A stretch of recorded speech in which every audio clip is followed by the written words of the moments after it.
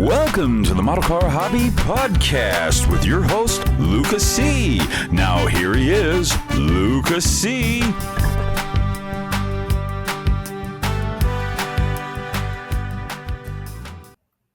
Well, hello, my fellow car modelers. How are you doing today? Welcome to another episode of the Model Car Hobby Podcast. I have got a very interesting guest and a new friend of mine. We met on another podcast and we hit it off really good. My buddy, El Jefe, Jeff Herne. How you doing? Thanks for coming on, Jeff. Now, if you guys don't know who Jeff is, because most of my audience, Jeff, is model car guys, so they might not know who you are, because you're primarily more into armor, and you have a company called Scale Colors, a paint company, but you mostly focus on the armor correct paint for all the different countries and everything armor. I actually started out doing ships. Yeah. Oh, it was ships. Yeah, there you go. Yeah, see how much colors. I know about you? Yeah, I don't really pay attention to what you tell me.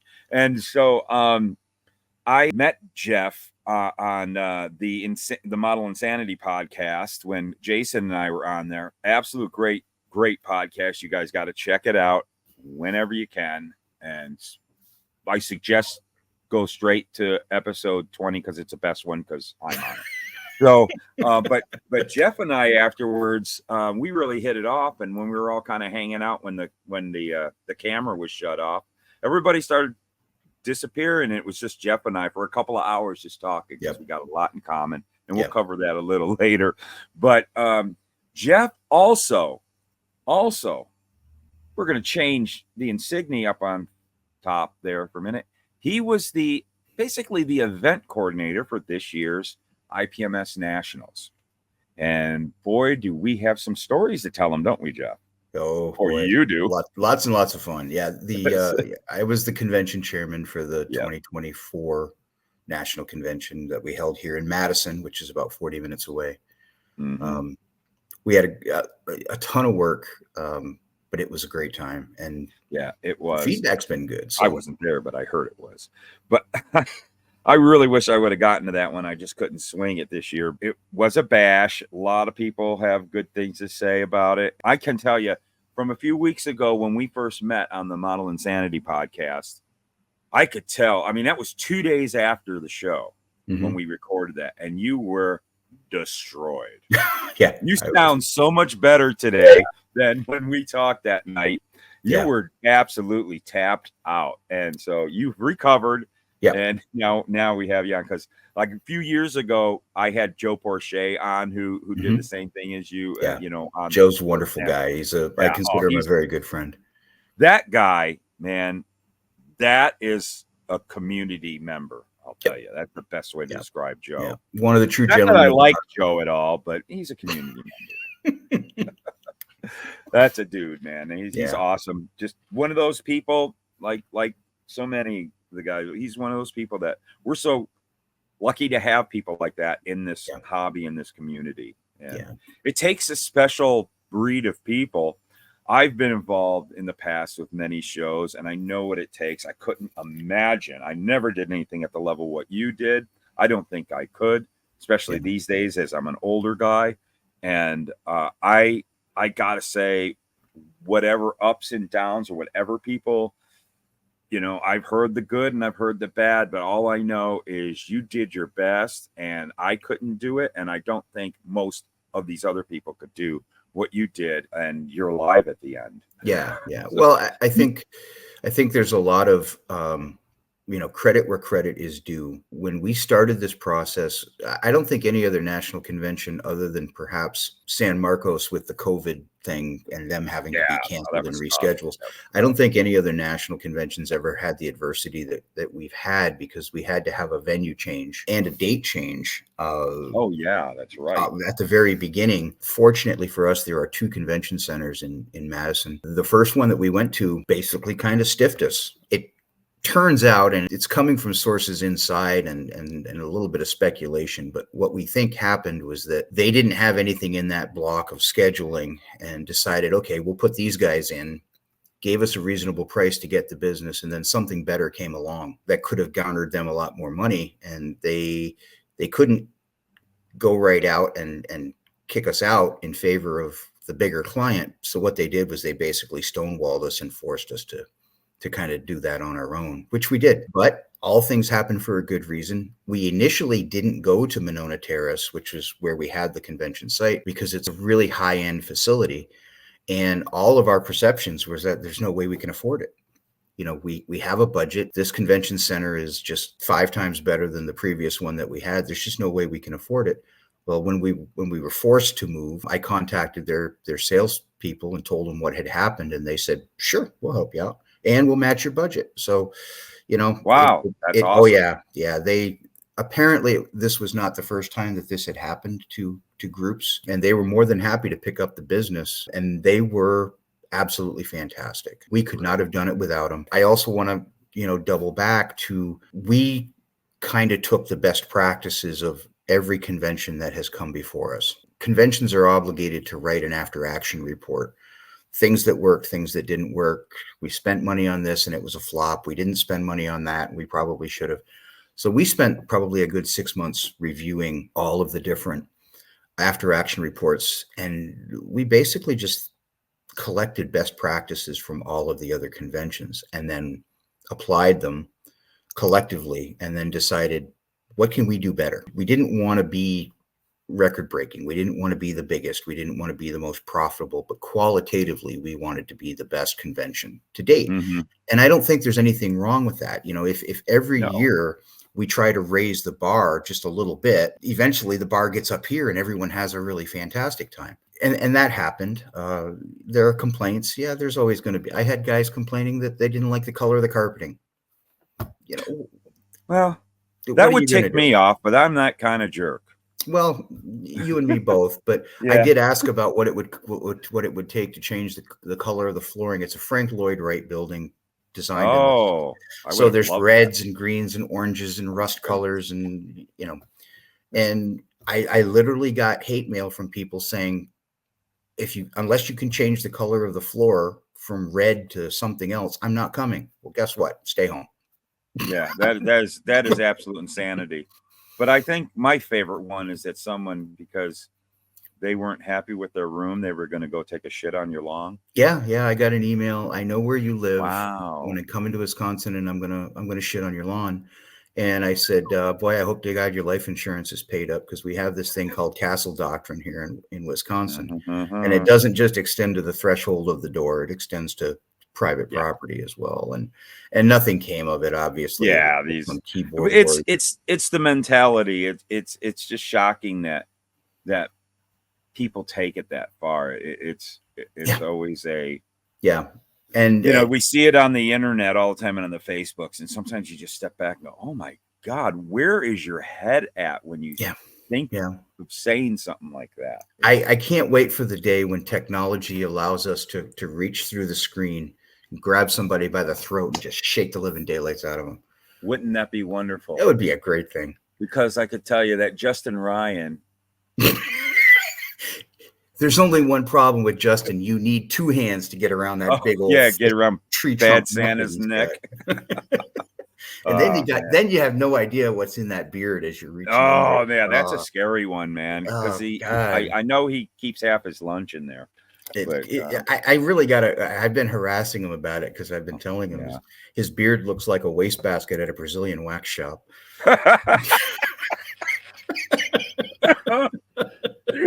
Oh my goodness. He's coming back on the channel. We're going to be doing a video with him. And if anybody is butthurt, I love Justin. He's like a brother. No, he's the greatest guy. We pick on each other mercilessly, so it's all in good fun. Yeah, it's been great since I've become friends with all you guys. It's been such a blast, and it's a you guys good group of guys, good core group of guys. You know, let me in with open arms, and it's been a lot of fun. And I absolutely have a little bit of an experience enough to know what you went through, to know that what you did, even in my days of putting on events, I'd never done anything that huge, nor I don't know if I could have handled it. So I commend you for that. Well, thank you. Any of you guys out there that have put on these big conventions, man, I mean, and you people, you need to think about it. Really sit and think about it. when you want to get mad at these guys, you have no idea what it takes to do it. And I can guarantee you search in your soul, there's no way you could pull this off, nor would you want to. Yeah. It takes a special breed of person. It is not easy work. It occupies a couple years of your life, As a Jeff full-time will be job. getting into here pretty Yeah, soon. it's a But second full-time job. before we get farther into that, I want to dive way back into your days. And we're going to start this off. I'm going to let you tell your story. And what we're interested in is what got you into the hobby, sparked your interest, your first model, all that stuff. Why don't you kind of take center stage and tell everybody a bit about yourself, all the way to you got asked to come on to the Model Car Hobby podcast. How about that? How's that? It's a couple years. It's a very unremarkable story. Great. Okay. Well, thank you all for coming. Yeah. Hey, have a good day. My father built models when I was a kid. That's what he did. Model railroading. As kids, we weren't allowed to go near the train layout unless Dad was there. And there were always model kits laying around the house. So inevitably, like every other kid from the late 60s, early 70s generation, we built model kits, and then we promptly took them outside and blew them up, or firecrackers and lighter fluid, and 22 rifles, the whole 9 yards. Where it really was a turning point for me, for the most part, I think it kept me out of reform school. I was not a bad kid in the sense that I was out stealing hubcaps or anything like that, but I was probably leaning in that direction. And I skipped school in junior high school with my cousin. It was one of those deals where you show up and you register, and you look back on it now as a kid and you think, how the hell did we even think that this was going to work? You show up for morning roll call and then you disappear for the rest of the day. But that's what we did. And we were going back to her house because her mom worked at the bank. So we just had to make ourselves scarce at lunchtime when she came home for lunch, and we were hanging out at her house watching television. She introduced me to her next door neighbor, and he was a retired Air Force nuclear weapons specialist during the Korean War. He worked on A-26s, which became B-26s. And then he went to work for the Strategic Air Command on B-36s as a nuclear weapons specialist.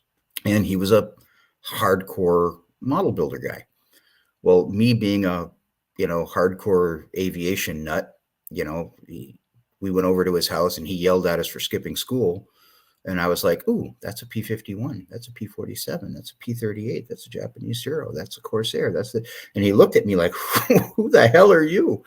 And my grandfather had passed away probably 5-6 years prior to that. He kind of filled that role. The interest that I had in aviation and in model building was such that he kind of became a surrogate grandfather for me, and he filled that role. And he's the guy that taught me how to fill seams and read instructions and airbrush and apply decals and all of that fun stuff. I never ventured away from it. It was something that a light bulb went off in my head and it redirected my focus. So I was one of those nerds that my parents knew where I was every week. And I wasn't out partying and raising hell. I was in the basement, gluing things. They knew where I was. They knew what I was doing. They knew where my money was going. And that just kind of, it's stayed with me ever since. And I've been fortunate enough to turn it into a job. It's always kind of been a part-time thing. I held other jobs. I worked in the computer industry. I worked in the mining industry for several years. And the publishing industry is what brought me out here. I went to work for Fine Scale Modeler as one of their associate editors back in the early 2000s. And since then, I've just made a living doing it. And, they haven't kicked me out of the house yet. So I guess I'm doing okay in that regard. I'd love to say that there was some, epiphany moment where all of this stars aligned. But truth of the matter is I've been doing it for a very long time. Mm-hmm. And, without sounding like you got a big head, I got good at it by default. I mean, if you screw things up enough times, eventually you sort it out and you get it right. And there was some ego involved there as well. There was a period of time where I built strictly to win contests. You know, I Oh had, yeah, we all go through that phase. yeah, I had something to prove, and I did it. And then I look back on it and think, "God, what a dumbass." You know, what did it accomplish? The only positive that came out of it was it kind of allowed me to really develop a work ethic and a set of techniques that really, you know, because if you're constantly trying to beat someone, and for the record, back in the day, all those guys that I wanted to beat, I mean, some of them I wanted to pound them in the parking lot. I mean, there were some of them that really, you want to beat them on the model table, you want to beat them on the contest table. What that does is that forces you to become better. And I did that. And then I look back on it in retrospect, and all those guys are very dear friends of mine to this day. I don't think that there's any one individual that was on that hit list that is not a dear friend of mine now. And I look back and think how ridiculous it was, how childish it was. Oh yeah. Yeah. But I'm a much better modeler now because it happened. My mission in life now, my goal in life now, is to kind of give back to the hobby in a way, to advocate, use the hobby as a tool, and make a living doing it. So that's, oh yeah. That's the interesting thing of where we kind of clicked. You and I have so much of the same thoughts, and we're doing the same thing, like with my business, and I'm making a living at it. Fortunately, you know, a lot of people, I don't know how they take it. Some people kind of get offended by people like us who do that. It really is pushed by our passion and love for the hobby, not that we're out to make a buck off of it. yeah. We're wanting to make a living out of it because we also feel that we are, in our part, making the hobby better for everyone. That is the drive. Yeah, or trying to, at the very least. Trying our best. And believe me, we're not we're not big CEOs of these gigantic companies or anything. I mean, I'm so on that side. There we go. Yeah. I'm really proud of this logo. I designed You this should logo be. myself. I've always been involved in sales or in marketing and things of that nature. I have a type A personality, so I'm not afraid to get up and I, you know, played in a band for years and years. I'm not afraid of being in front of people. Yeah. As long as I know what I'm talking about or what I'm doing, I don't have any confidence issues when I'm in front of a group of people. So I designed this logo, and I guess I've done such a good job at marketing that people think that I'm like, you know, Vallejo or Gunzi or Tamiya, where I got a corporate jet and I got a bunch of lackeys in the basement that are bottling paint for me. And, you know, I got all this, you know, customer support staff. No, it's me and two dogs. Every bottle of paint that you get, if anyone buys a bottle of Scale Colors paint or a set of SC3D printed tracks in the Armor World, my hands have been on that product from the beginning all the way to the end. I'm the guy that mixes the paint. I tint the paint. I reduce the paint. I bottle the paint. I put the label on the bottle. I put the bottle in the box and I ship it. I do everything because it's just me. The dogs are both the dogs unionized about a year ago, and I can't get them to do one thing. So they just lay on the couch and look at me kind of disparagingly.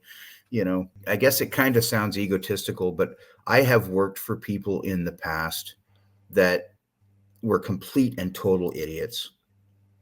And I'm sitting there and you kind of have that. If you ever have that moment where you're looking at your kids or you're looking at your grandkids and they're about to do something stupid and you say to them, I wouldn't do that if I were you.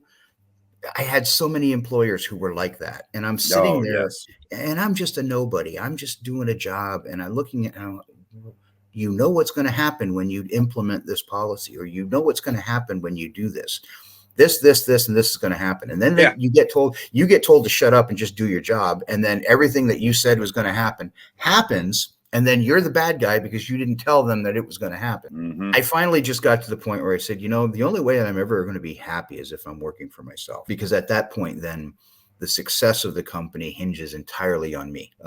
There's always going to be some outlying mitigating factors to running a business. The cost of doing business and overhead and fiscal responsibility and management and budgeting and all those things. You know, COVID was both a boon for me. It was a positive thing from the business side because people went back to their hobbies, but it also jacked prices and just, you know, put the economy in a shambles. Without getting into politics, it you know, those things actually have an Oh impact. yeah. You see them now when you're not involved in a business and you're just a consumer. We bitch about the price of groceries or we bitch about the cost of a gallon of gas, but when you're actually producing a product, you see that in every aspect of every component that you have to have in order to do business. It's a never-ending, loop of stupidity across the board, and everything costs money, and you got to spend money to make money. People don't want to spend money on products. They want everything for free. That's kind of the downside of it. But I love the fact that I go to work in shorts and a t-shirt every day.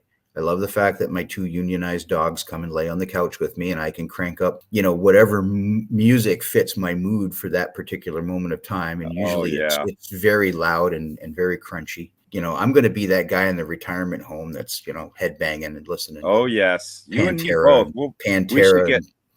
We should get, we should have our rooms next to one another. Oh yeah. Oh, God help those nurses. Oh man, I'll tell you. If anyone has ever owned a business, you're working twice as hard as you would in a 40-hour-a-week job.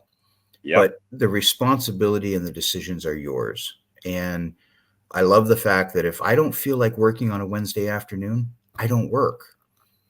I know I got to make the hours up somewhere else. So maybe I work a couple extra hours on Tuesday and Thursday, or if there's nothing going on a Sunday, I'm in the shop on a Sunday afternoon. Yeah, that's the nice. Monday. That's the nice. Like that's exactly what I'm doing today. I felt like sleeping in and then getting prepared to have this with you and stuff, because yesterday was a killer for me. I was up yesterday. I needed, because like you said, here's the thing about being in business. So I was getting molds ready to do a release of 3 new items this week. I wanted to have them at Andy's to be ready for sale. I wanted to do all my promotion videos, all that stuff.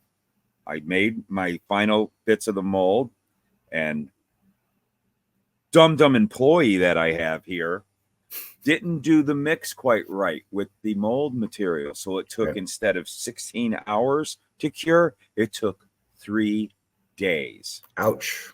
Yeah, that was a murder for me. That was stressful. So by yesterday, I didn't get to get as much as I wanted. And I had to get some product to Andy's yesterday. I couldn't sleep the night before. So I went to work at 1:30 in the morning, and I worked from 1:30 in the morning till I got to Andy's. Took a few breaks here and there, but I pretty much worked until about 4:30 when I got to Andy's. Right. I came home and went, that's it. Done. Tapped out. Grabbed the Taco Tuesday. I grabbed the Taco Bell taco. I put the rest that I got in the fridge.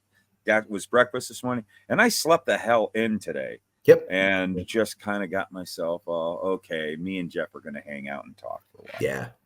I do that. I'm normally, last night I went to bed at 2 a.m. The beauty of it is that as long as you can stay true to what you're doing. And I had a problem, I'm taking the hat off here. I had that problem when I was running nationals, is that I would get an order in and I would prioritize. Well, that order can wait. Yeah. I'll do it tomorrow. And then something major would come along with the nationals, and that order that got put off to tomorrow got put off to the next day. And it got put off to the next day, because everything about nationals is always one, ridiculous disaster, mini disaster after another. I will preface that by saying that I had the most amazing team helping me running the nationals. And the conductor on this crazy train is a project management guy. That's what he does for a major corporation.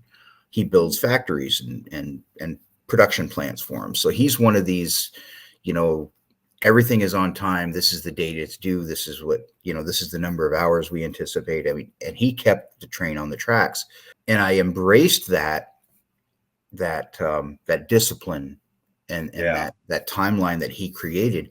What I didn't realize is that by doing that, I had to kind of take everything and push it off to the side. In an ideal world, I probably should have brought somebody in to cover my business, because my business suffered tremendously.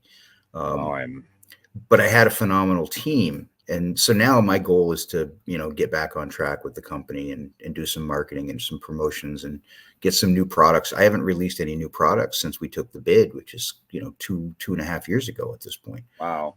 So I've been running. Yeah, yeah, I've been running on the coattails of the stuff that I was producing, and even the development process. I mean, you know that as well as anybody Yeah. else. It takes time to create patterns and masters and do prototyping. And mixing paint is a little easier because you have technology now that will Oh, spectrometer yes. the colors, and you can, a little minor tweaking here and there, but 3D printed stuff, I have to sit down at the computer in front of the CAD program and physically design a product. I haven't been able to do that for quite some time. So that's kind of moving forward. That's going to kind of be my goal. Being in the industry for a lot of years, I've done this when my resin casting company. This is actually my, oh boy, this is 1, 2, 3. This is my fourth go at it. Okay, I made some major mistakes and then shut down for a while. I fire back up. My latest one is I actually was out of it for about 12 or 13 years, and I really took my time putting this one together. I mean, basically, the start of this channel 7 years ago was a part of the process. Right. It was I wanted to build a brand and then release through the COVID days. And before that, at that time, I was a manager either of a restaurant or convenience store, and it took a lot of my time. Right. So I concentrated on building the brand and the channel and didn't really get into working on, nor did I really have the place at the time, working on my resin casting, bringing it back. But it was always a part of the plan. And boy, I wish I would have caught that wave. I wish I would have been able to get into it at the time when the lockdowns happened and all that stuff. It was scary back then, but I watched it through like Andy's eyes, and he exploded and boomed at that period. Yeah. And of course, a lot of hobby shops that made it through, and a lot of businesses in the hobby. I mean, the hobby is still to this day. What's cool is it continued on. People that got in it stayed in it. Yeah, hobby. Absolutely, on all, not just cars. I looked at it from everywhere. Right. The hobby of miniature model building exploded and changed. There's a lot of change in the hobby, very positive change. I'm finding that even in this hard economic times, that you put out a good product and you're good to the community. People want your product if it's good and original and all that. You can do well with it. Not that we're not going to be Rockefellers, that's for dang sure. But, no. But I think in a lot of instances it's proportional, it's scalable. Yeah, that's a good way. I'll be driving my 06 Mustang for a while. Yeah, and I always said when I started Scale Colors, I did it to fill a niche. Tester Corporation had gone away and had eliminated all their naval colors. I was a ship model. I'm a naval historian by trade. That's what I do. And I said, where are we going to get these colors? And a friend of mine, who prolific model maker in his own right, who has since passed away, said to me, you should start your own paint company. And I laughed at him. And then I started thinking about it. I said, damn, if the numbers work out, if the math in the whole situation jives, if I can make it profitable, it's not a bad idea. So I did the math and started the process. And like you, getting back into the resin casting side, I said, if I'm going to do this, I'm going to take it really slow and I'm going to do it right. And that's what we did. I say we. Whenever I say we, it's me and the two dogs. I can relate. My wife is the CFO. She helps out when things get crazy, but I try to isolate her from it because she's doing her own thing. She works for a software development company doing educational software. So she's got her own set of priorities that need to be met. But once I got into the process, I said, there's an opportunity here, and I don't want to be the next Vallejo. I don't want to be the next Testers. I don't want to be the next Gunzi or the next House of Color. I don't need to have 150 employees and be in every hobby shop in the country. I need to make enough money to pay the mortgage and pay the light bill and, live a normal average life. Yeah.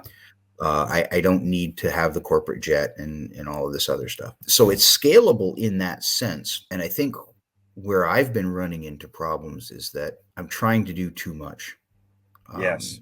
I have to tell myself, I have to remind myself that this is scalable, and I'm not in a position where I can go open a factory somewhere, or I can bring employees on, or even even move out of the basement shop and get into a commercial space. Will that time come? Yeah. And I'm hoping that I will have generated enough experience and enough knowledge in the process to be able to do that kind of seamlessly and effortlessly when the time is right. But that requires, being that one guy, it requires burning the candle at both ends for as long as it takes to get it done. And I don't always have that. I am my own worst enemy because there's always, I'm in squirrel mode half the time, and coming off the nationals, the only thing I can liken it to is kind of like a postpartum depression. And the answer obviously is a no-brainer. It's the you could have had a V8 moment, but what do I do now? The nationals are over. I'm not in meetings 3 nights a week or 4 nights a week. I thrive on chaos. I thrive on that, squirrel mode. I'm at my best in squirrel mode when I'm running around multitasking, doing 500 things, because when you're in a panic, little victories mean more than anything.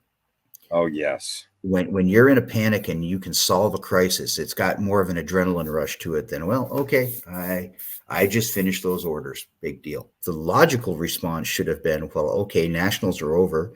Take a few days to get back on your feet, get your head screwed back on straight, and then get back to work at your business, get back to work with the company. But there's no adrenaline in that. That's your regular job. And I'll be honest with you, I've been fighting it for the better part of 3 weeks now, 4 weeks now, since the nationals have been over. I've been in a funk. I've been depressed. I don't want to get out of bed in the morning.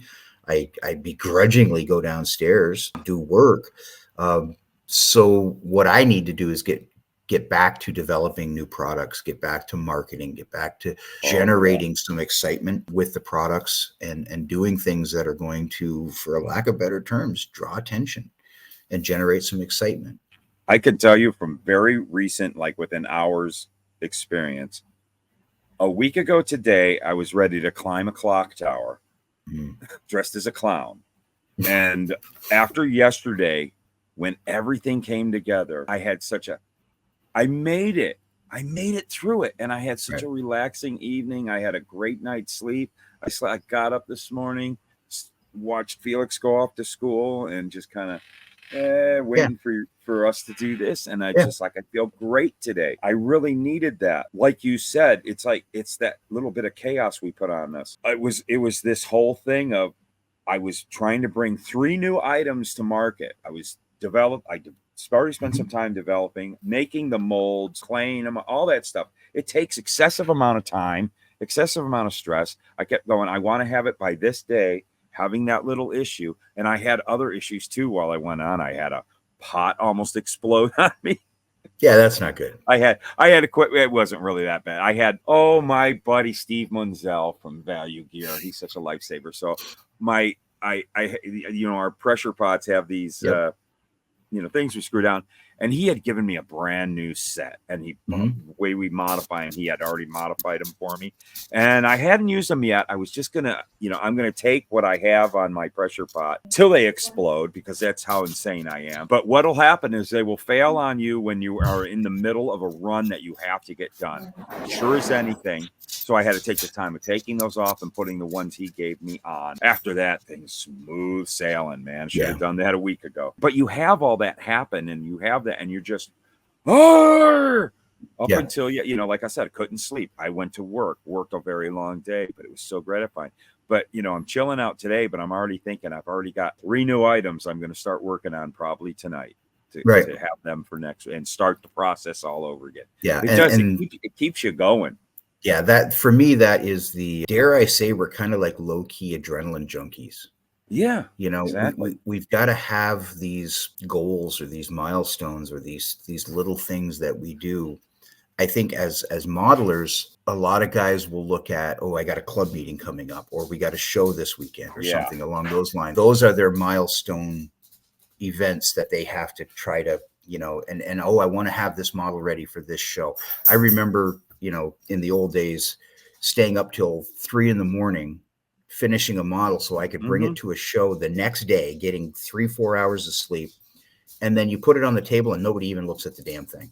Oh, isn't that neat? That's always fun. And I just started thinking, you know what? If it's not done, if it's not ready, I don't care.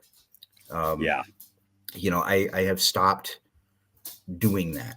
I had to do it with the business as well, where, oh, I've got this show coming up. I need to have, X numbers of sets of tracks. I got to have X numbers of bottle of paint. I got, if I don't have 300 sets of tracks and 1,000 bottles of paint at this show, it's a failure. And then I realized I only sell about 20 or 30% of my inventory anyway. Yeah. So, why kill myself for something that, so you got to kind of keep those types of things into perspective as well. And I don't do a very good job at it. I really don't. I am passionate about what I do. I'm good at what I do, but I'm not a very good businessman. And I think that's why most small cottage industry hobby-based companies fail, because they are hobbyists who are trying to be businessmen, and they don't know how to be businessmen. And it's no reflection on them as individuals. No. It's just a different, kind of they're passionate about what they do, and they think that everyone else has that same passion towards that particular subject. Yeah. And it's not always the case. And I think you see it probably more so in the car guys. You've got guys that are brand loyalists. Oh yeah. And they do it to the point where they're spiteful. I'm also involved, up until recently, I've kind of backed away from it now, but I've been involved in the real car club world as well. I'm one of those guys, I don't care what it is. It could be a freaking 68 Volkswagen Beetle. It could be a 2014 Lamborghini. It could be a 76 Oldsmobile. I don't care. If it's well done, if it looks great, it makes me happy. Oh, I'm with you on that one. But we all, and this is where I kind of get into one of my little Lewis Black moments where I just, the veins start to pop out. You will have guys who will say, if it's not a Corvette, it's shit. Or if it's not a Ford, it's shit. Or if it's not a Mopar, it's shit. You know what? Take a hike.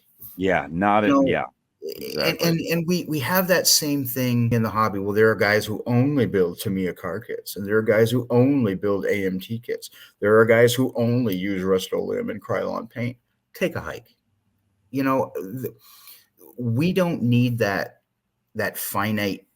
Oh yeah, creates such an animosity between. It does. And there are two things that I always try to drive home. Is that at the end of the day, we are a bunch of grown men building plastic toys. At its most basic level, it doesn't matter whether you're building a Tamiya T-Rex dinosaur kit, or you're building a Chrysler Imperial, or you're scratch building a ship or an airplane. At the end of the day, we're taking something big and we're making it into something small. We all use the same techniques. We all use the same sanding sticks and the same putties and the same glues and the same paints and primers and X-Acto knives and everything else. We all have the same injuries. Car guys jab their thighs with X-Acto knives the same number of times that the airplane guys do or the armor guys do. We all glue our fingers and other parts together. At the end of the day, it's our hobby. We're supposed to enjoy it. We're supposed to have fun. And people have lost sight of that. But the most important thing is that none of this shit matters. Yeah.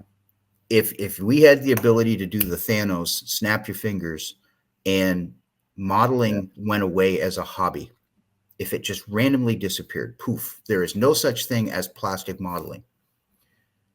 We'd all be doing something else. Yep. We'd all be carving ducks, decoys, or building birdhouses, or knitting, or macrame, or fucking playing golf. We'd find something else to do to entertain ourselves, and that is the key, is entertaining ourselves. And we lose sight of that. I see so much animosity and so much vitriol bullshit, especially in social media. It comes from guys who put on blinders, and they don't want to see what's going on around them. They don't want to see what other people are doing, because that's what they do.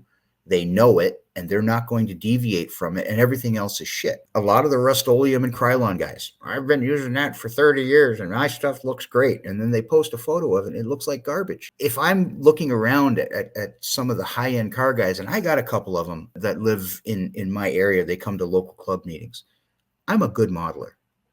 I'm a damn good modeler. But these guys are just freaking light years ahead of me in the work that they do qualitatively. I've always said, no matter how good you are, how good you think you are, there's hundreds of thousands of people who are out there who are 10 times better, who aren't even trying. And we see it every day. You know, hey, this is my first model. And you look at it and you go, wait a minute, you know, your first model, I hate you. There are some people who just get it. And then there are other guys, they paint themselves into that corner. They don't care. And when you see the stupidity of a comment like, Rust-Oleum is as good as House of Color paint, and I don't care what you say, guess what? It's not even worth addressing because it's just so ridiculously stupid. But they're out there, they vote, they reproduce, and they build models. Yeah, you know, so that's part of it. And then I think that there's people out there who just thrive on the chaos and you know, I look at like you and I look at like the podcast guys and anyone who is really, when you think about it, and your viewers can kind of do their own research and think about, you know, who are the people that they look up to as modelers. For the most part, the hobby has really leveled out.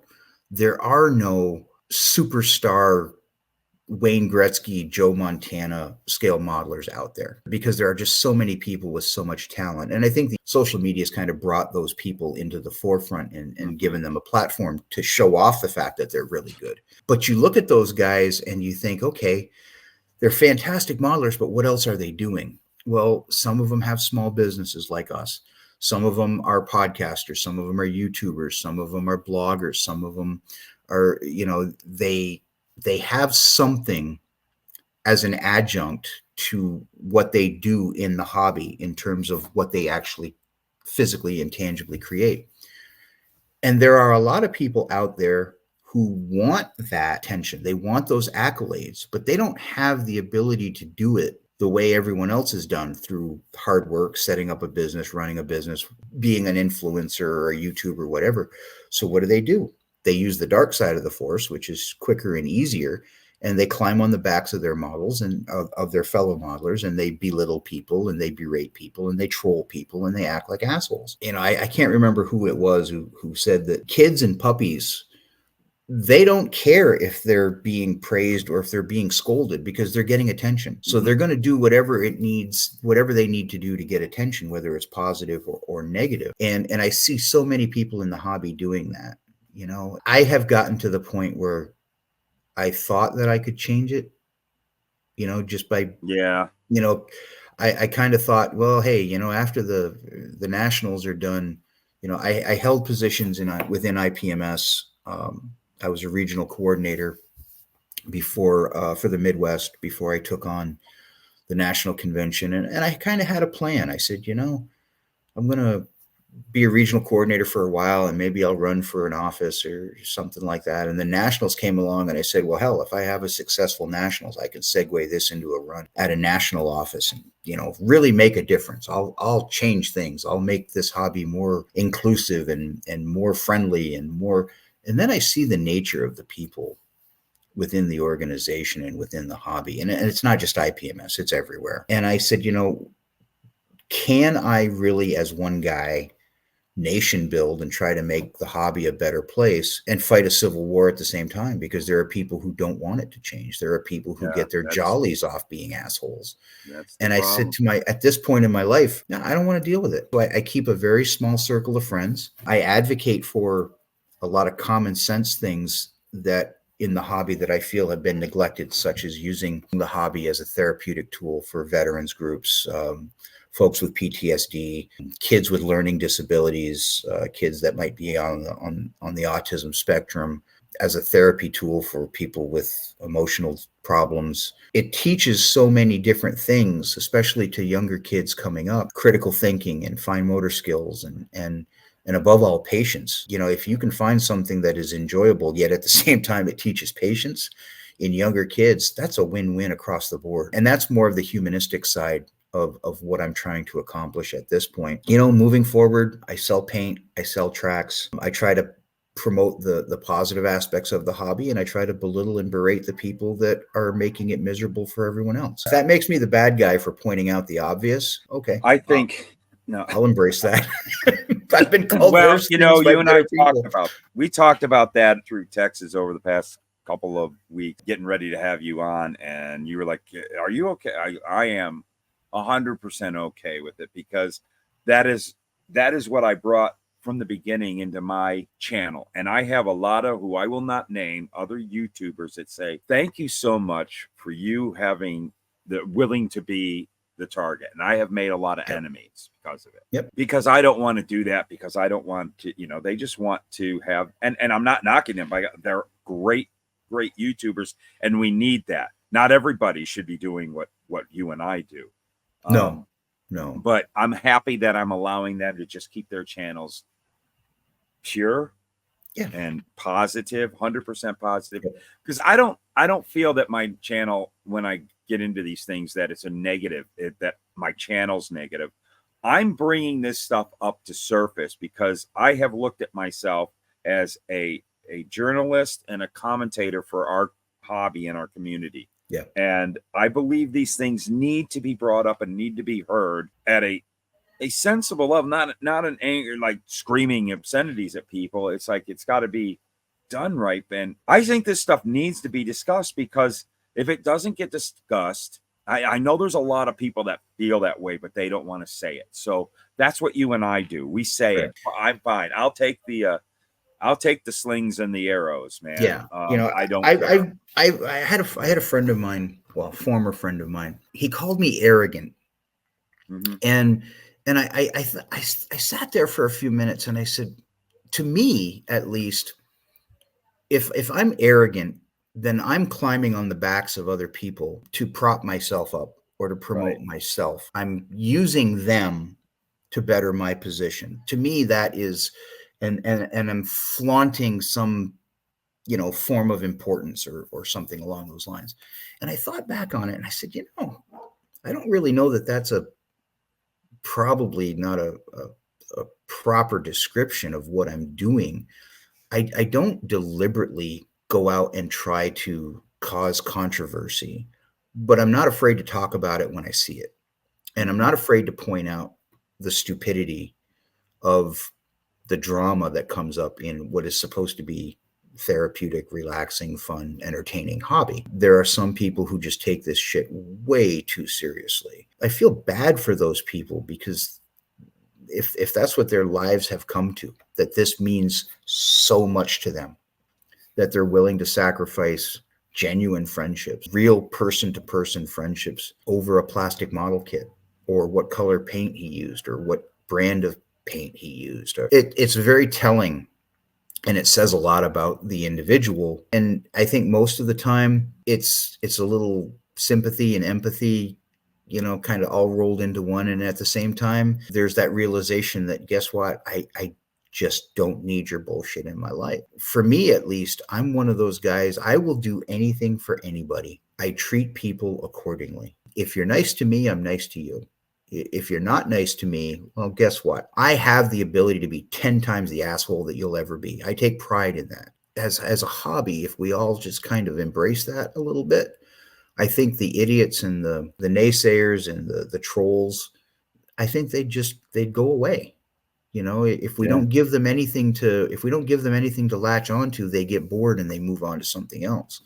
We might be lucky and have a few of them that realize that, what?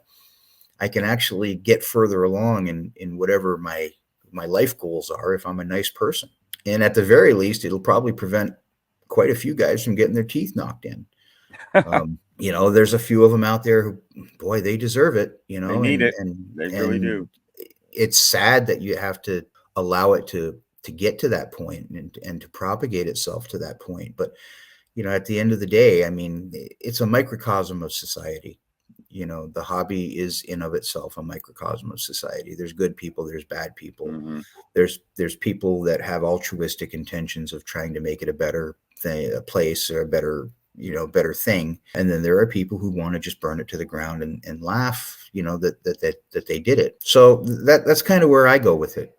Try to point out the obvious. For those people who follow me online, I write these things called life lessons, and I'm up over number 4,600 right now. Jeez.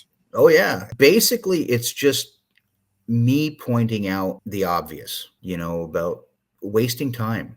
Why do we waste our time on these people? Why do we go down the rabbit hole of stupidity? None of this crap matters at the end of the day. What matters is your family, your kids, your wife, your husband, your whatever, your dogs, your mental health, your emotional health, your physical health.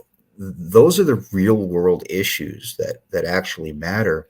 And we should be using this hobby as a tool to help enhance those things, not use it as a tool to beat other people down for our own perverse gratification. That's kind of a soapbox that I've been on lately. It's not a bad one to be on. If it offends people, I don't care. Yeah, In order to be offended, matter. I must first value your opinion. If I don't value your opinion, you can't offend me.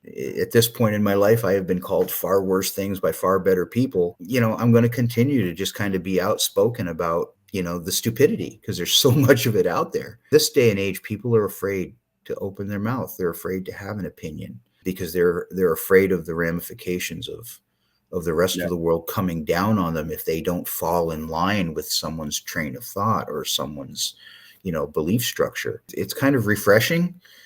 It's kind of, it's kind of nice. I just, I laugh about it and walk away, and the people that matter, the people that know me, the people that are my true friends and not just, some random internet person that I'll never meet in real life. Right. The guys that I go to model shows with, and the guys who, that I hang out with on New Year's Eve, or the guys who, go to club meetings and come over to the house, and the guys who show up when they know I'm stressed out or behind on orders. Hey, I took the afternoon off to come help you bottle paint. Holy shit. I take a bullet for somebody like that. Yeah. And those are the people that matter. They come in varying degrees. I mean, obviously, customers pay you to perform a service, provide a product, so you have an obligation to them. As long as you're taking their money, they're probably second in line. And everything else, sorry, don't care. Yeah. Don't care. Absolutely. But I want to let everybody know is when I told him I want him to talk about his business and promote his business, and he didn't feel anything about him. I want to say a couple things about Jeff, since he won't talk about himself.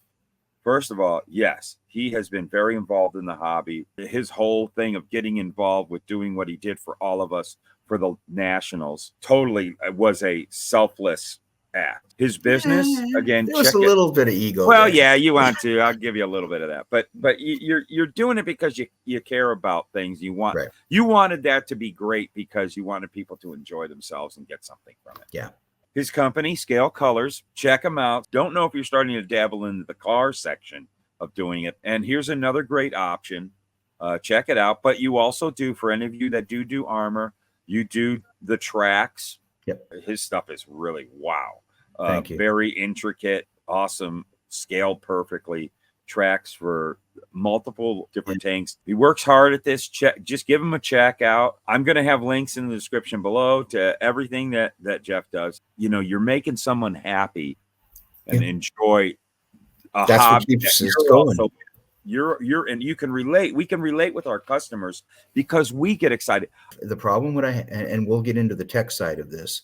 The problem that I have with the paint that I produce is it's a hard polymer acrylic. So it behaves like an acrylic enamel. Yeah. For the most part, there's a chemical reaction process that takes place. It does not lend itself well in its formulation to gloss. So I can't do with my paint what other guys are doing with lacquers and some of the polys that are out. And I have not been able to crack the nut on mica powder and metal flake within the base colors that I use. Now, that being said, I never intended to get into automotive colors because there are so many companies that are out there that are doing it, and there is a propensity in the scale car niche for guys to just go to AutoZone and buy a can of Duplicolor. The beauty of the colors that I'm doing right now is that they are historical colors. Yeah. So if you want U.S. Navy 1943 5H haze gray, I have that color. Where I run into problems is that if I were to do an automotive line under the Scale Colors banner, I would have to probably change the formulation of the paint to make it even more viscous than it already is. It's already airbrush ready, but automotive guys tend to prefer, even thinner lacquer-esque, Yeah, that's true. multiple paints, build it up, wet sand, multiple paint, build it up, wet sand. My paint is not conducive to that because of its chemical nature. But if I was to do a line of automotive colors, let's just say Chevrolet 58 color palette is different from the 59 color palette, which is different from the 60 color palette, which is different from the 61 color palette, 62, 63. How many bottles of paint am I going to have to create? And you know damn well, I want 1964 Chevrolet Emerald Green. I don't have 1960. Well, then you suck. And then you look at okay, well, that just covers Chevrolet, and then we got Pontiac and Oldsmobile and Chrysler and Dodge and Oldsmobile and Cadillac and Buick and Lincoln and I mean, you just go down through the line. Oh yeah. I would literally have to add probably 10,000 different colors to cover the historical spectrum of automotive colors. You look at a company like House of Color, and I've got a car project in the works that I'm prepping for. It's a GT40. I'm taking Trumpeter's 1966 GT40 and I'm converting it into a Resto Mod new production modern version of the car. And it's a Brandywine. Is that the Brandywine? It's a Brandywine red. I went to House of Color and typed in Brandywine red, and guess what? I got 28 pages of of the same color of red, and I went. When you have a company like House of Color, they're not actually catering to the modeler; they're catering to, the real. Yeah. But we've carried it over as modelers. Looking at a company like that, and I'm thinking to myself, there is no way in hell that I'm even going to even scratch the surface of what these guys have already done. So is it responsible, from a business perspective? Is it fiscally responsible to try to do something that is already being done at such a high level anyway? And then you've got the purists. You got guys that only use lacquers. You got guys that only use enamels. You got guys that only use Tamiya colors. They'll mix Tamiya silver with Tamiya gloss red, and that's good enough for them. Again, it goes back on those blinders. People, especially with paint, they find something that works and they stay with it till the bitter end. Mm-hmm. That's a nut that I just don't think I can crack. I look at Mike Guest and MCW, his enamels and his car colors. If you're an enamel guy, that's where I'm going to send you. Mm-hmm. If you come to me and say, hey, I need this color, go talk to Mike. And there are guys that don't like his paint. There are guys who don't like my paint. There are guys who don't like anything. You can't make everyone happy. I don't know that I would probably venture into automotive colors until I could figure out the chemistry of it to make a paint that is going to be, superlative. If I stumbled across a formulation that, made my paint as good as House of Color in a non-lacquer environment, and it was, wow, this is fantastic. Yeah, I'd probably jump in with both feet. Is the market big enough? Can it sustain it? How much inventory am I going to sit on? Because every bottle of paint that's sitting in a rack down below is money that I've got tied up that could be going elsewhere, and stuff that's cycling. Doesn't matter what color I produce as long as there's paint cycling through the process, from a business standpoint at least. So those are some of the things that, I've got a couple of guys. I don't know if you know Tim Casper. He's a Pro Street guy. He's the president of Midwest Scale Modelers, which is predominantly a car club. And they got a show coming up, by the way. So anyone who's in the Midwest, probably already knows about it. But I believe Jason has promoted it on our yeah, podcast or about to. and he loves my colors for under chassis and engines and Yeah, I can imagine interior stuff. You know, he loves the sheen of the paint. You know, he said I put that paint down, and depending on how he sets up the pressure and whatnot, he says it looks like vinyl. You know, so if I'm doing vinyl seats, I use your colors. Oh, that's You know, cool. because it looks like it's got kind of a satin sheen to it. It's funny that I did this T-Rex dinosaur, and people asked me what colors I painted it. The base color was a Russian tank green. And then the striping and the dots and everything else were various. One was a German airplane color, and one was U.S. Army olive drab from World War II. And then the underside of the belly of the dinosaur was a Japanese Navy deck tan. And people are looking at that, and you can literally see their heads exploding. You know, what do you mean you don't have T-Rex green and you don't have a T-Rex paint set? And well, these are the colors that I looked at, and it worked. I don't care what's on the label. Paint is paint. And I've literally had guys, you know, get mad at me that, you know, your red is not red enough, or your green is not green enough. Well, you know, it's a historical color, first of all, so it's matched to a specific color standard. That's what intrigues me about your paint line. I can't speak to the automotive world because I don't spend a lot of time there. I've built probably a dozen cars in my life, and most of them were Formula One cars or GTP Class C cars, stuff like that. In the armor and the aircraft world, modelers are very, very finicky about making sure they got the right shade or the right color. You know, they match up standard numbers, and they match up RAL numbers and things of that nature. The car guys, you know, I need a candy apple red. Okay, candy apple red it is. They use whatever paint that is in their, you know, is in their wheelhouse. You know, House of Color, Duplicolor, Rust-Oleum, freaking ceramic coat craft paint from Hobby Lobby, whatever works for them. They go and they find that color. There are automotive purists, you know, and you know them as well as I do, that say, you know, I'm building this 67 Impala, and it's going to have actual, you know, that's the proper color for a 67 Impala. Artesian green. Yeah. And I don't even know car colors really, so you got to kind of. That's a real one for that year, or something like that. I bought it. I got it from MCW. Yeah, and you know, so there are those guys that are out there, but at the end of the day, we have to remember, hey, I need red. Well, okay, I got 3 different shades of red. You know, you pick the one that looks good for whatever project it is, and it doesn't matter what's on the label.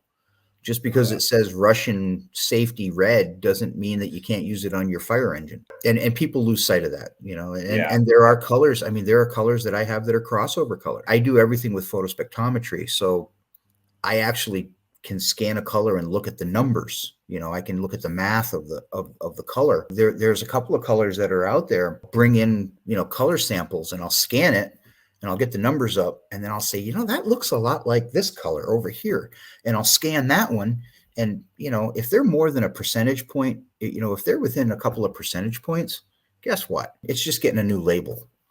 You know, there comes a point in time where I can't justify mixing a color because it's 1 percentage point darker, or 1 percentage point lighter, or 1 percentage point greener than a color that I've already got in production. At the end of the day, at least with the armor guys and the ship guys and the aircraft guys, they weather the snot out of them anyway. You know, so you spray a color, and then they put washes over it, and they put dry brushing over it, and they put filters over it, and they make it look grimy and rusty and dirty and grungy. What difference does it make if the base color is 1% lighter or 1% darker, if it's not, you know? Now, car guys, I can see that being an issue, but again, you know, we're taking a 1-to-1 scale color, and we're shrinking it down and putting it on something that's, you know, a fraction of the size. In most instances, and we'll get into that dreaded, you know, scale effect, you should paint everything lighter because you're shrinking it down, and the original Yeah. color will be too dark for the car or too dark for the tank. Well, it's about gauging light reflection and atmospheric conditioning over a specific distance. So if you paint a ship, battleship gray, and that paint is almost black, put it on that real ship, and then you put that ship 2 miles off the coast, it looks light gray, or it's certainly a lighter gray, and that's on a bell curve. That's why, if you ever look up at the sky and you see airliners coming in, that airliner can be painted white, but it's going to appear black in the sky. Yeah. It's on a bell curve of reflectivity. So it's all subjective. It's just, my advice is do what looks good to your eye. Yeah, that's definitely how I. And at the end of the day, none of this go. shit matters. Do what makes you happy. I mix the paint. I do the chemistry. I'm over there, doing the formulations, and you get, 1 milliliter of this and 1 milliliter. Oh, of that. it's fun. I used to do it. I did it for a living. I used to run a automotive paint store. Yeah. So exactly, what. I love, that was my favorite thing when I got to spend a couple hours just mixing paint. But I got guys now that are doing things with my paint that just absolutely blow my mind. That's cool. And you feel weird as a manufacturer. You feel weird going, how the hell did you do that with my paint? I make the stuff and I can't even do that. That's amazing. How did you do that? But I do have guys that are using my paint as base colors for automotive subjects, knowing that it kind of has a satin semi-gloss finish, and then they gloss coat the living hell out of it. And I got a couple of guys who have messed around with adding mica powder and stuff like that to my paint. And okay, you guys have fun. If you can make it work, great. But I don't think it's anything I'm going to be pursuing. But right, that's cool. At the end of the day, it's just a color. Well, Jeff, I want to thank you so much for coming on. This was a great conversation. A lot of stuff for people to listen to and think about. You pretty much, I guess you said what you wanted to say about your company. Yeah. I usually let people have a chance to plug their stuff, but down in the description below, everybody is, go check it out. You might find something that could help you out. A lot of nowadays, I'm starting to see a lot more crossover these days. And a lot of the model car builders that I know personally do a lot of military. And so I have an audience of guys that you might really fit the bill for their military model or aircraft that they want to build their ship. So and I'm happy to help. It out. Yeah, happy to help. Jeff is definitely approachable. I do it with the automotive side. I'm not a car guy. I'm I love them. Don't get me wrong. I mean, but I'm not that guy that can tell you that color was used on this year or that year, or I'm not that guy. So I reach out to the guys that I know have that knowledge. We should never be reluctant or unwilling to ask questions and learn. Half of my job is just being a knowledge base for my customers. And I am that guy in the ship world. I am that guy. Customer will say, what colors was USS Cushing DD 797 wearing in July of 1944? Wow. And I'm that guy that can tell you she was wearing measure 31 16D camouflage disruptive pattern with number 82 dull black and 5H and 50 ocean gray and 20B on her decks. And they look at me like, how the hell do you know that? I have no idea. I retain, I have the ability to retain useless information. That's how I am about vintage NASCAR. I can't remember my own name half the time. I can't tell you what I had for breakfast this morning, or there's 1,001 sticky notes all over my shop. Yeah. But I retain a lot of that useless information. So part of what I do and part of that customer service that I like to try to provide is being that knowledge base for people. That's great. And that's how I'm trying to give back to the hobby. At the end of the day, all of this information up here goes away when I do. And I'm hoping it's later than sooner, but some people, it might be sooner than later, they're wishing. But at the end of the day, unless I write it all down, which, I'm in the process of doing, I'm writing books and trying to get all this information, put down on paper so that future generations of modelers will have the ability to have that knowledge. The best way that we can make this hobby better is just by sharing the knowledge that we have and not asking a premium for it. I get customers who will call me, and I had one guy, and I let it go. It didn't bother me at the time. He said, what colors was this shipped? So I gave him the colors. And he said, thanks. I got to go out and find Tamiya colors to match it now. And I kind of, in the back of my head, I'm like, you rotten bastard. I make those colors. I just gave you 20 minutes of my time. And the least you could do is buy my colors. Yeah. I didn't say anything. What I did say was that, well, Tamiya doesn't make those colors specifically in a bottle. So you're going to have to mix them. And I had the mixing information. I said, you know what? Here's the mixing chart. So you could actually go out, get these Tamiya colors, and you can mix them yourself to get the colors that you need. And I sent him on his merry way. He was happy. And then about 3 months later, I get an email from him. And he said, I am such a jerk.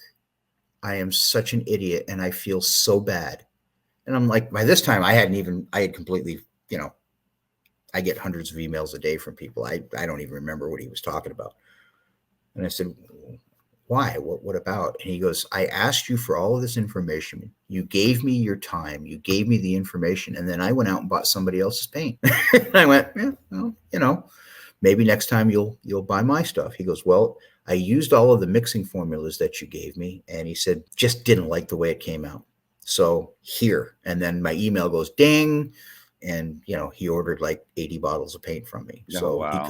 He completely ditched everything that he was doing. I've literally had people who have sold off their entire paint rack and just gone with my paint. They know it's going to be consistent. They know the colors are going to be accurate. They've used the paint. They've adapted to the paint. They know how it sprays. They like the paint, and they've migrated over. And to me, I'm proud of those moments. That's a feather in my hat, because I know that I've made a difference. I've made someone's life, in the hobby, at least qualitatively, a little better. And that's why I do it. That's why we continue to keep doing what we're doing.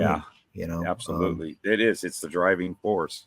It is. And at this point, I'll be honest with you, it's not the money, because I'm not making any, and it's not the accolades. I've done everything that I have set out to do in this hobby, at least. My hobby bucket list is complete. Way back in the day, I wanted to win a contest, and then it was I wanted to do best of show in a contest, and I wanted to win at nationals, and I wanted to win here, wanted to win there, I wanted to do this, wanted to write a book. I did all that stuff. And the last bucket item that I had was I wanted to host a national convention. And we recently did that. And I think that goes all the way back to the beginning of this 2 hours ago. And I said, it's kind of like postpartum. What do I do now? Because I'm looking for that next adrenaline rush, and I have a hard time making tracks and paint the next adrenaline rush. It's kind of like, back to the grind. So now, I gotta dig myself out of that. And the beauty of hitting rock bottom, emotionally, when it comes to stuff like that, is that, rock bottom actually forms a pretty good foundation on which you can grow and build yourself up and that's so true. Build up whatever it is that you're trying to achieve. Keep the ego in check. You got to do that no matter how successful you are, because ego is the anesthesia of stupidity. So if you can keep all of those things under control and be a good person and provide a good product and be there when people need you and promote the positive aspects of the hobby, I think you'll go places. Yeah, that's wise words. I'm full of all that useless shit. You are. Well, we'll have to have you back on for some more useless shit like that. I love to talk. I mean, you asked for Oh, yeah. No, this is great. Well, Jeff, thank you so much. This was a lot of fun. This is going to be a great one out there. I totally see us doing more stuff, whether we meet up on other podcasts or come back here. And we didn't even talk about guitars. We didn't talk about guns. Boy, oh boy, that's something you all don't know. That's another thing that we clicked on. We're not only guitar players and like the same type of music, but we're Stratocaster owners. We got vintage Strats, so that we're Fender Strat guys. So that's we're brothers, man. We're brothers. One last story I want you to say. We were talking about something, and I have a little thing that I say in my videos, and I'm about to put you right up against the wall, because you're going to close this podcast out with my call off, however you want to do it. But in the meantime, it has a little bit to do with gluing the fingers together. And you told me you had a story, and I said, let's wait till we're recording. I want to hear this story. What's your gluing the fingers story? So wait. I'm putting you right up front. Okay, so I taught a scale model building club for 4-H when I was on the East Coast in New Jersey. And the club met on Saturdays. We'd go from 9 to noon at the 4-H building.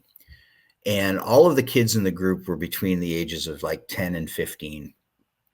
And I was teaching them, how to glue parts together and seams and filling seams and canopies and decals, all the things you would teach. I had about a dozen kids in the class.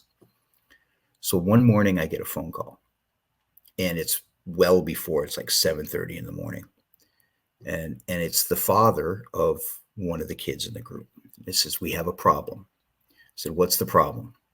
I'm going to change the kid's name because he's still a modeler to this day.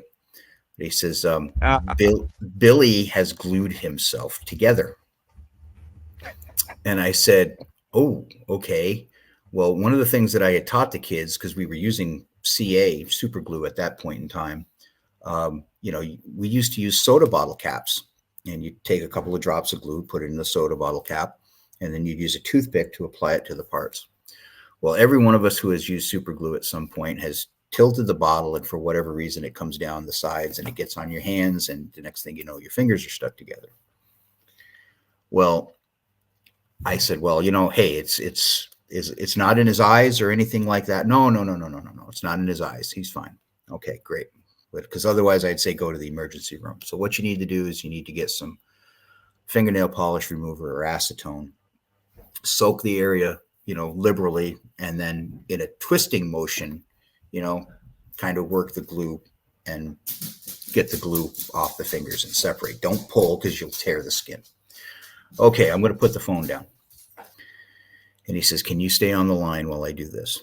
I said, sure.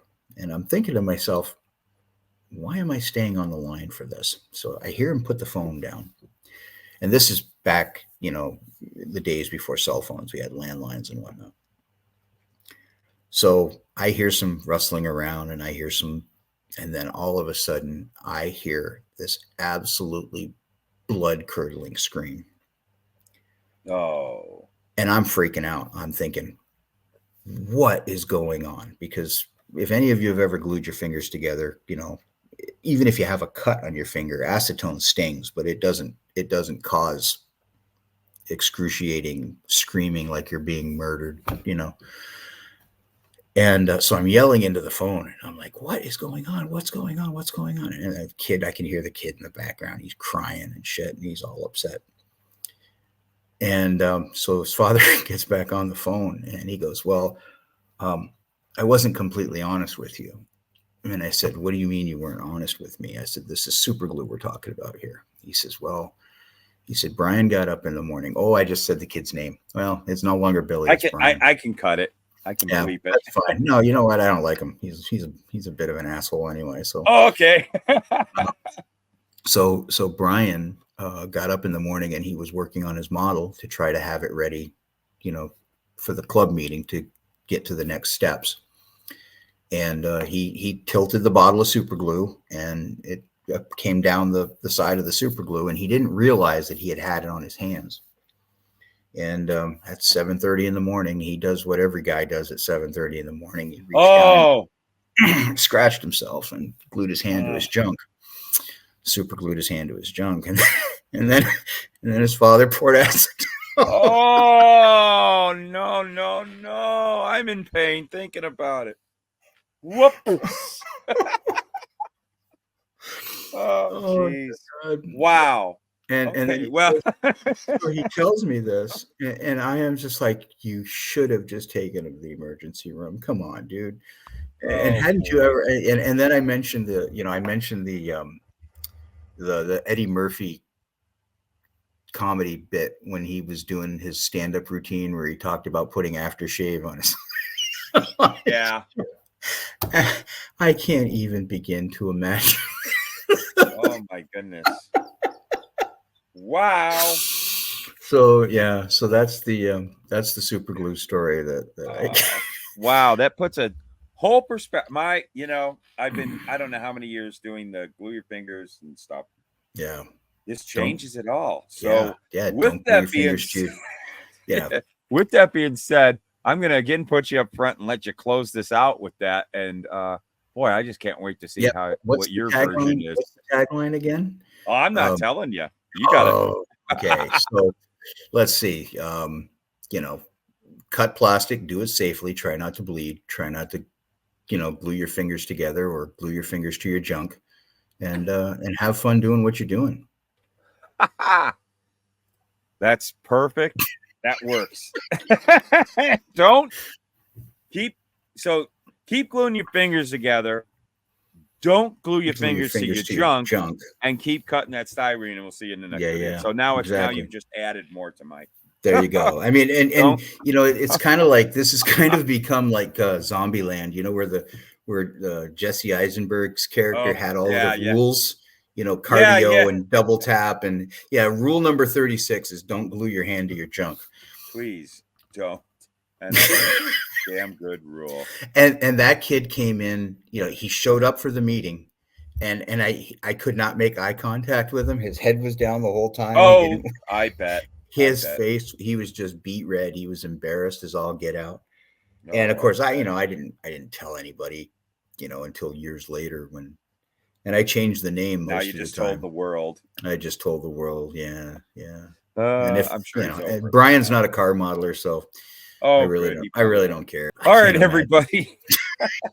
In the description below is all the contact information. Go check out Jeff's website, his product, and Jeff is a member of the Luka C Model Car Hobby headquarters. You can do a shout out to him on there if you have any questions. He will talk to you. Me, I won't. I won't even give you the time of day, but Jeff will. Well, that's I'll be perfectly honest with it. I'll talk with you, but you might not get the answer you're looking for. Yeah, exactly. You're going to get the answers, what you'll get. Yeah. All right, everybody. Thank you for watching, and here's the producers.